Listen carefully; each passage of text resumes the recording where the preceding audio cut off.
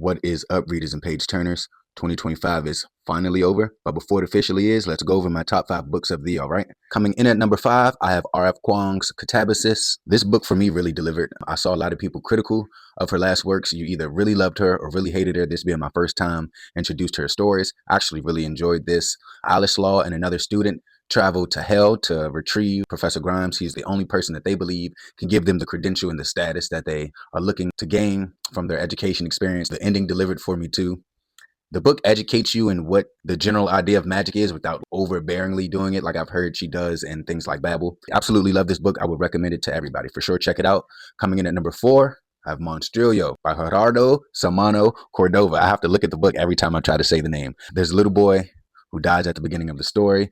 His mom's grief manifests his corpse into a little monster that she raises into her son.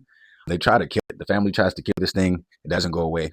It actually grows into a human boy, but he's watching his mom and his family grieve who he was, but it wasn't really him.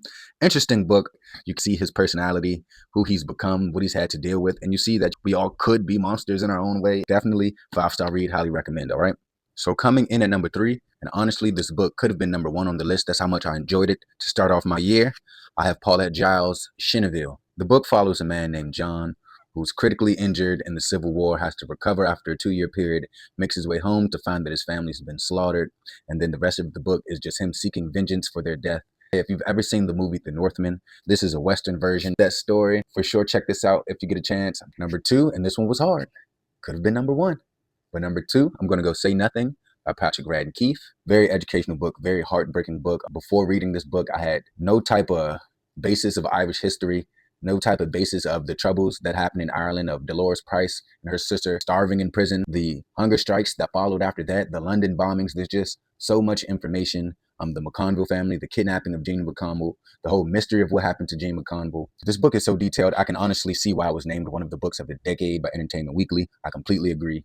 Beautiful story, heartbreaking story. You just got to check it out, man. Nothing more I can say. And coming in at number 1, and of course, I have my biases completely for personal reasons. But my number 1 book on the year is The Buffalo Hunter Hunter by Stephen Graham Jones.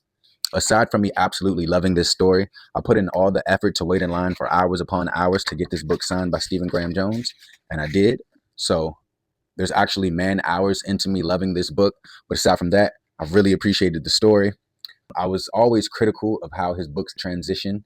In this book, it's a very detailed, direct book in terms of what's going on, and I absolutely loved it. Please check this one out. Put down below your top 5, what you loved, what you hated. Let's get ready to read in 2026. Keep turning pages, everyone.